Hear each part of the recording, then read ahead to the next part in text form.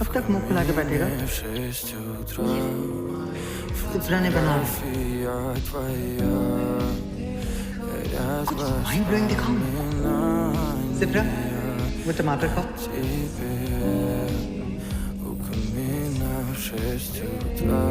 तुझे लगता है ना कि वो खा रही है ना? वही टमाटर दिखाओ। ये खाती नहीं सिर्फ चबाने का नाटक करती है। नजरा को अच्छा बना लेती है। एक सेकंड। तुमने मेरा टमाटर खा लिया। हाँ, मैंने तुम्हारा टमाटर खा लिया।